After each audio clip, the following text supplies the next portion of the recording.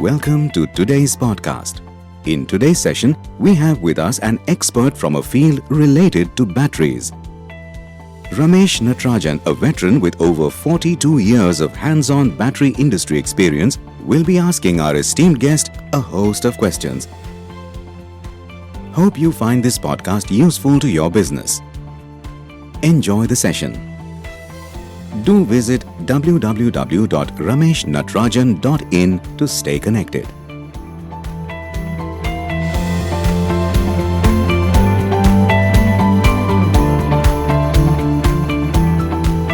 Hello and welcome to today's episode of my podcast. Today we are talking about something we all hear a lot about: business strategy. Sometimes it feels like just another buzzword that big companies throw around. But what does it mean for smaller businesses? How can a strategy help small and medium-sized businesses grow and stay ahead of the competition? I shall try to break it down in simple terms, talking about what strategy is, why it's important, and how you can create a strategy and use it effectively in your own business. Whether you are new to this concept or looking to improve your business approach, this episode will help you understand how a good strategy can make all the difference. To help me do this, I have an expert who has been with me on an earlier podcast episode where we talked about negotiation skills. He is Mr. Biman Gandhi. Mr. Biman Gandhi is an engineer who has served in large Indian companies and Fortune 100 companies. He has a lot of experience in a wide range of industries in varied roles, both in India as well as abroad. He is now a sought-after business and executive coach. He believes in improving business by empowering people. He focuses on working in the areas of mindset, toolset, and skill set. Mr. Biman has coached over 150 individuals, business owners, and entrepreneurs. Thank you, Bimanji, for participating in today's episode on business strategy. Thanks a lot for having me again. It's always a pleasure to be on a podcast with you. And this time it's going to be a different subject, so I'm excited. Yeah. Before we start, Mr. Biman, would you like to enlighten the listeners about the various social work activities that you do? And now, recently, you have also become the president of the Toastmasters Club, Entrepreneurs Club 2.0. Yeah, I'm apart from my profession, yes, part of my time I'm consciously spending on some of the social activities, which takes me to several voluntary organizations like NGOs and NPOs. I've been a part of one organization called BYST. I have served in various capacities, office bearer capacities, and I was also part of Pune Management Association. For quite some time, I was also their executive committee member, and like you just now mentioned, I have recently taken over as president and also area director in Toastmasters International in District 125. All of these are wonderful platforms. You get to meet with a lot of people from different walks of life. So in a way, it's a networking platform, but at the same time, you learn a lot. Yeah, it adds to the experience and knowledge, of course, yes. That's correct. Yeah. Thank you, Mr. Bimanji. Now let us dive into the podcast. Yeah. And the first thing I want to understand from you is, what is this jargon called strategy? And is it necessary for a small or medium-sized business? Well, I also used to consider these as a jargon for a long time until I was kind of compelled to develop a strategy, and later on I executed many of them. There is no one definition as to what you can say as strategy. There are multiple ways to define it, but here is my version of explaining, or let's say layman's definition of what strategy is.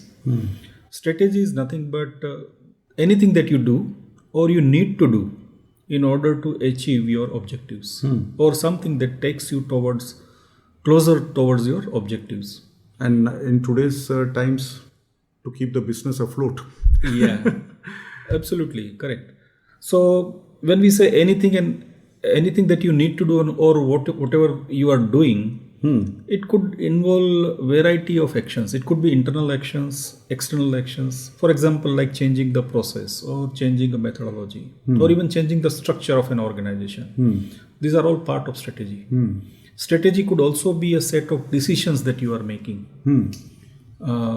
We are not bothered while making those decisions. We are not talking about whether those are good decisions or bad decisions. But anything that you have decided to change the future course of action or change something for the results of the organization or business, that also could be considered as a strategy. Basically, everything that you do, keeping some objectives or goals in your mind, is a strategy. It is a plan of action designed to achieve long-term or overall goal of your business. So it's not really a jargon. In other words, in my understanding, it is actually a roadmap. And this is probably something that we'll talk again and again in this podcast. Because I like these two keywords, roadmap and another is milestone. So when you jot down any strategy, essentially you are creating a roadmap towards your destination. And what do I mean by destination is nothing again but your goal or objective. And then in the process of traveling on that road, you are hitting some milestones. So that is what precisely strategy does. So now you may have worked with some small businesses and also with large businesses during the course of your roadmap or your goal. My journey. Your journey, so to say. So what is the difference between a strategy for a small business versus a strategy for a large business? Is there any difference? Yeah. I think many a times small businesses or small or medium-sized businesses, when I engage with them nowadays a lot more, they think strategy is a jargon and it is probably best kept to the large organization. It's not our cup of tea, or strategy is something that, why do we need it? We are small business or we are medium-sized business. Mainly because of the resource constraint, probably financial resources. No, they think that it is too complicated. Because the moment we say jargon, they view really that as a jargon. So it's not really a jargon. But when it comes to strategy for small and medium-sized business vis-a-vis strategy for a large-sized business, the principle remains the same. Because the core reason for developing a strategy is nothing but to achieve your objective. Now, do we say that small and medium-sized businesses do not have objectives? They do have.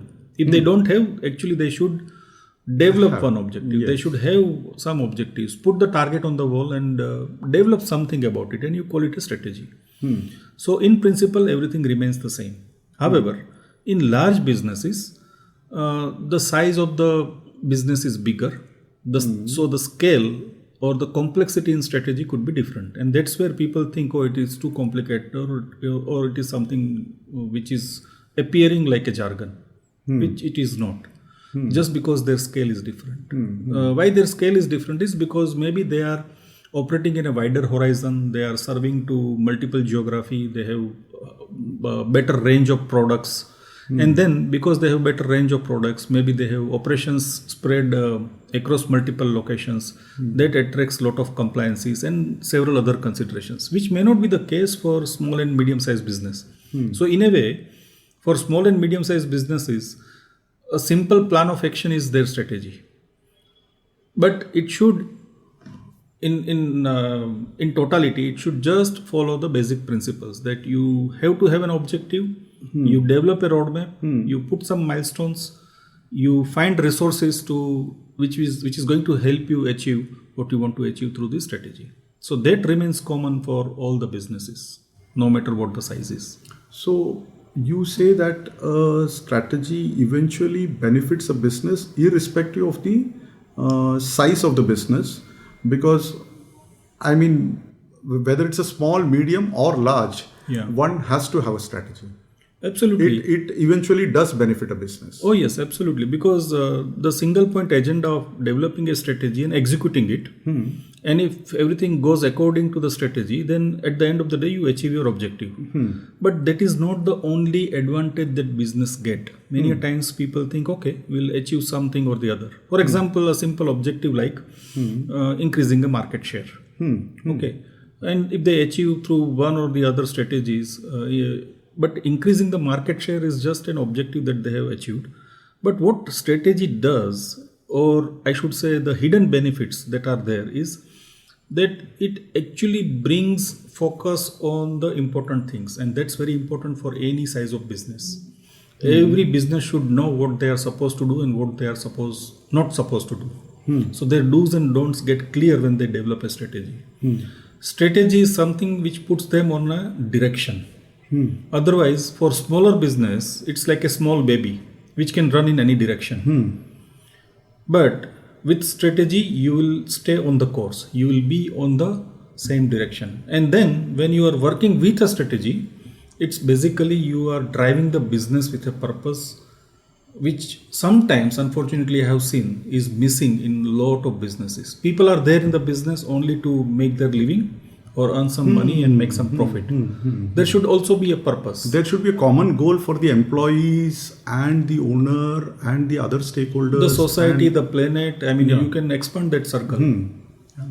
So it finally a strategy eventually does benefit a business in a wholesome manner. Right. It also improves your efficiency because once you know your do's and don'ts, probably you will stop wasting your efforts, energy, resource, everything, which was probably going waste or not yielding the expected results.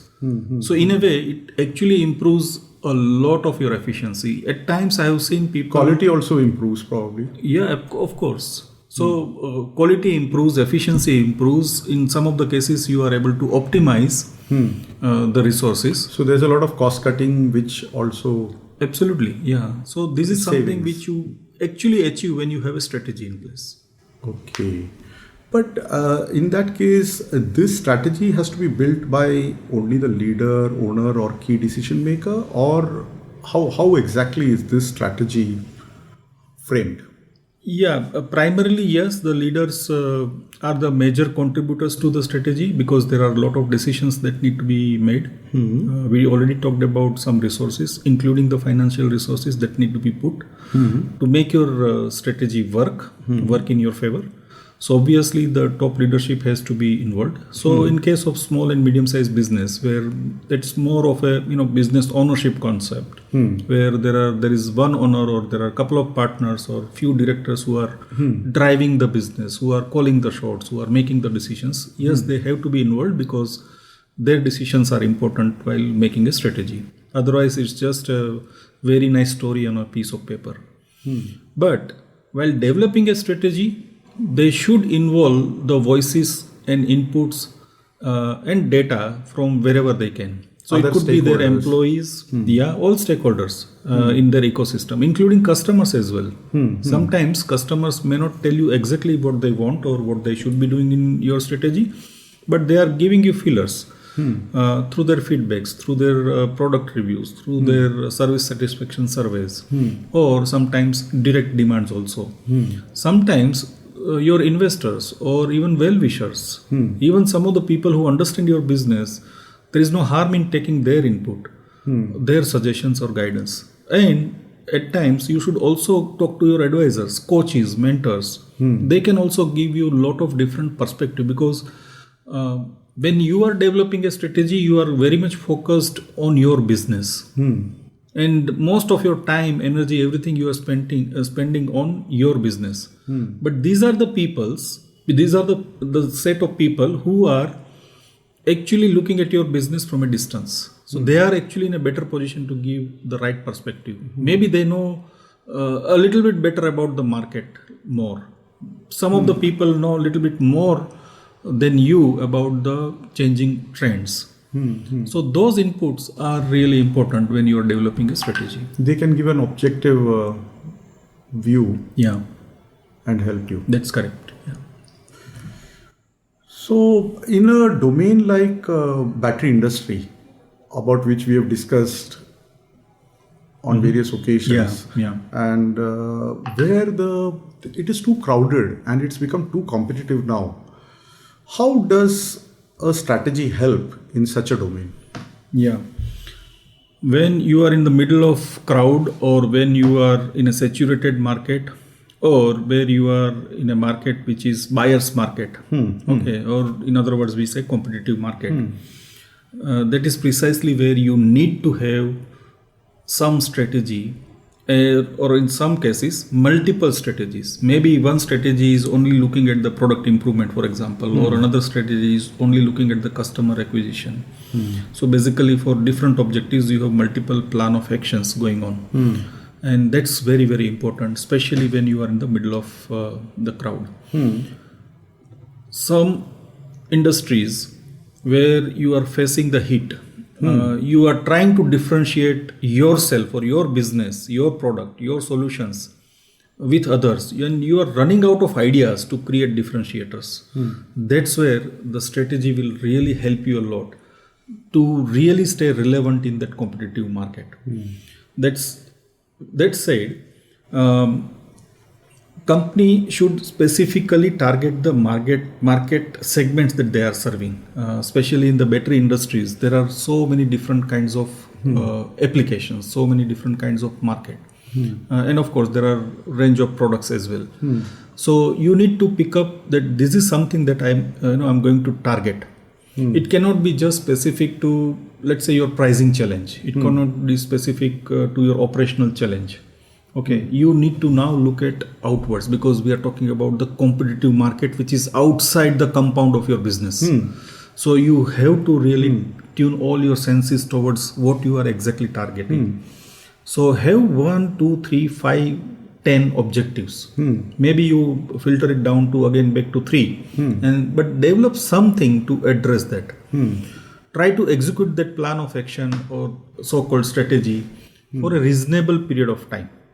And see whether it is really getting you some kind of traction. In other words, whether it is really getting you some kind of benefit or not. So it's very, very important to have an outward looking strategy, especially when you are faced with challenge of competitive market. So basically you are saying probably one strategy may not work, and working on one strategy at a time may take a lot of time. Yes, of course. It's better to have a strategy where you're working on different paths, and trying to achieve various goals at the same time. I said it slightly differently. I said have multiple objectives. Sometimes with one strategy you can achieve 2 objectives. Sometimes you need 2 different or 2-pronged strategy to achieve one single objective. Okay. So, can you expand on it better for a better understanding by saying what are the sample objectives of a strategy, and what should businesses basically target through their strategy? Maybe some case studies or examples you can give to make this a bit more clearer. Right. So one of the things that we already talked about, let's say market share could be one of your objectives. But for that to happen, you should know what your current market share is. Even if you have a crude idea or you have some crude study done, and if it tells you that, okay, in the Indian landscape, for example, you have about 5% of market share. Okay, which is fair enough, very low, but still fair enough. You are not a leading market player.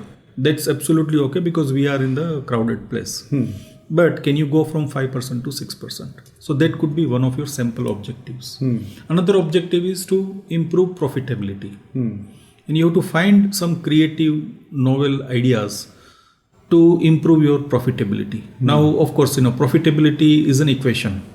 Okay, there is always cost plus formula which goes on to arrive at your profitability. So can you do something about your operational costs or any other cost? It could be your raw material procurement cost also. Can you do something about it? Now these are the kind of questions you should be asking while developing a strategy. But since we are on a question of sample objectives, so improving profitability could be one of your objectives. Other objective could be expanding your horizons into new markets. When business started for 5 years, you really served a particular geography very well. Okay, or a particular market segment in terms of application, for example. And now you are facing the headwinds.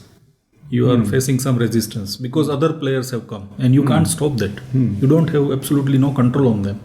So now probably it is the time, or the situation is telling you that you need to get into or enter into some new markets. So it Maybe could be export or within India itself. within India itself, expanding your horizons. So instead of just limiting yourself to a typical geography, why not to work with other geography also? That might tell you that, I need to, if I need, for example, a Noida based guy wants to enter into Maharashtra, which is little far for them given the distances in India. Probably he might think of partnering or collaborating with somebody, or maybe he might have a satellite office or a sales office doing that activity and keep supplying from wherever they are. Those ideas will come once you define that objective. So these are the one of the simple objectives. Other things could be, like I said, look inside as well.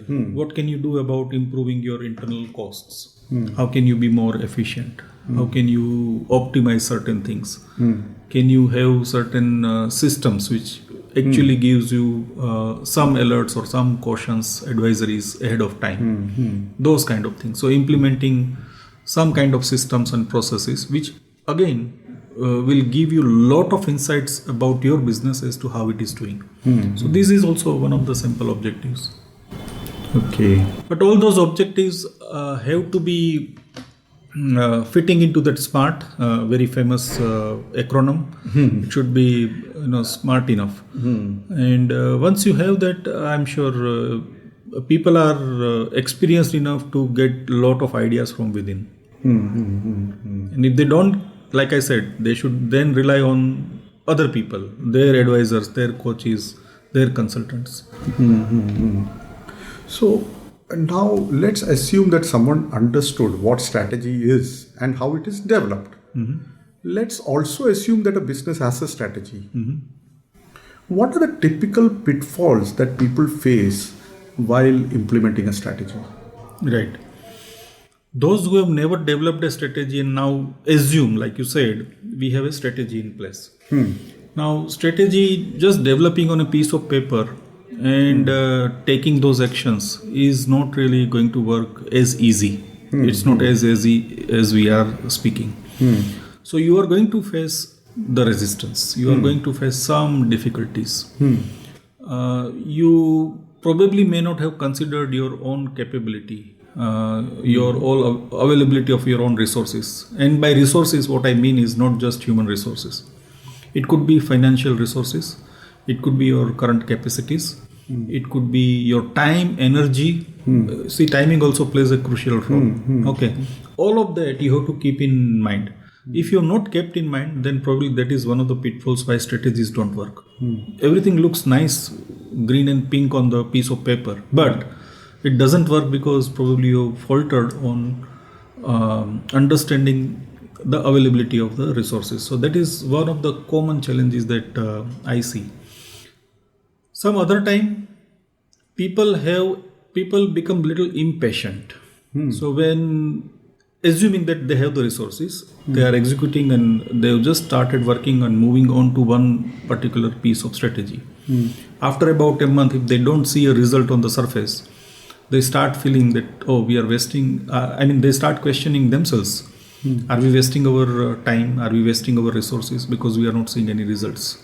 For example, or are we following a wrong strategy or a wrong, an incorrect roadmap or something? Exactly. Yeah, because we talked about that roadmap and milestone, and if they don't see that milestone on the horizon, they start feeling little negative about it. That probably we are unnecessarily wasting our time here. Okay. So you need to have great cognizance that it's not going to happen overnight. Sometimes you have to be patient. Only thing that you can do is to really periodically check that whether you are on the right direction or not. You will hit your milestone, maybe if not today, tomorrow. But as long as you are on the track, and for that you need to have certain evidences. those evidences are not necessarily the milestones or any confirmation of you have achieved that milestone. Destination is still far away. I'm just talking about the milestone. But if you get some milestone, for example, if I and you were to drive from here to Goa, for example, okay, from Pune to Goa, and we take that Kolhapur route. So our first milestone is Satara.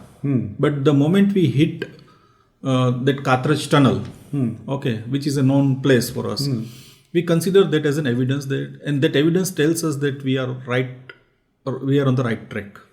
It also tells us, when we look at the clock, it also tells us that, okay, we came here within 40 minutes. That means we are absolutely on time as well. So you need to have that kind of sensitization done with yourself, that I'm getting that evidence that tells me that I'm on the right direction. And then just believe in that process. The results will come if you keep driving in that direction. Yeah, so like you said, patience is something very, very important. Otherwise, you can give up after going a bit and retract and say, okay, this strategy is not working. True, can happen. So, what are the typical considerations one must take and one must care for while jotting a strategy? Yeah. I mean, you making a strategy. So what are the considerations one must care for? Yeah. The answer lies in another acronym which we all are familiar with, which is SWOT. You should always periodically do SWOT analysis. So basically, what goes into strategy cannot really neglect your strength, your weaknesses, your opportunities and the challenges that you are facing. Okay, I'm not using the word threat. I'm using the word challenge. Right. So as long as your strengths are there on your side, which is overshadowing the weaknesses, or it could be other way around also. But if you kept that into cognizance, that is something that invariably goes into jotting down the strategy. Other thing is, maybe when you started the business or 5 years before, if we are trying to discuss about this topic today, but about 5 years back we talked about some objectives or we looked at some possibilities but did not do anything about it. Or your original vision when you actually started the business, you need to really recall it and bring it on the table that this is also something that we want to achieve. We may still be very far away from that vision, that very huge vision, but can we break it down and convert that into some simpler objectives? So that has to be recalled, because that was your original passion. That was your original desire. That was your compelling reasons for you to start a business and this particular business. So when you really recall that and put that back on the table, that tells you a lot and makes your job easy to find the objectives. And like I said before, look at your strengths and weaknesses, look at your opportunities which are there. Sometimes opportunities are not visible, but or maybe that just comes out of blue, out of nowhere. For example, a simple change in government policy or some geopolitical reasons or some local reasons has suddenly opened a door of opportunity. So again, you need to be really conscious and constantly be alert about what's happening in the market, what's happening outside your business also. From there also, you can bring in something to add to your objective and make a strategy based on that. And I mean, okay, you said we should be patient, we should do this and all that. But at times, maybe the strategy itself is wrong. And because of which you may need to, the strategy may not be, but the way in which you're going about can be improper. So what are the exit indicators when a particular strategy doesn't work or doesn't give the expected results? Yeah. So just a minute back, we talked about this travel to Goa from Pune, and we talked about those evidences. That once I see that signboard or once I see that restaurant on the road or that tunnel, those are my evidences telling me that I am on the track. But if there are lack of evidences, if they are missing, and if it doesn't show up within given time, you can't be traveling 2 hours and not hitting that tunnel, because your past experience tells you that yes, within 40 minutes, at the max, maybe in 1 hour, 10 minutes, I should be hitting that tunnel. But if you have not, there may not be a past experience because this strategy you're doing it for the first time. yeah, well, strategy you are doing it for the first time. It's just that you are doing it in an organized way. Okay. Through strategy, you are basically what you are doing is you are doing it in an organized way.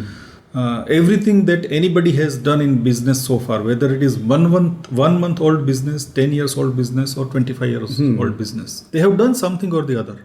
So they have enough experience backing them. That should at least tell them that okay, these are the evidences that I would like to see on the way.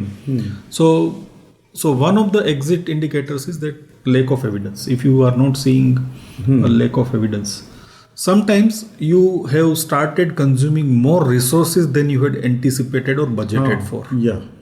Okay. So that requires very close monitoring also, especially in a high risk strategy when you are burning a lot of money or sometimes lot of time also. Okay. So wherever you feel that okay, I have over exhausted my budget, that is also an indicator to exit strategy. And there should not be any negative feeling about exiting a strategy. Lot of big companies actually they exit on multiple strategies every single year.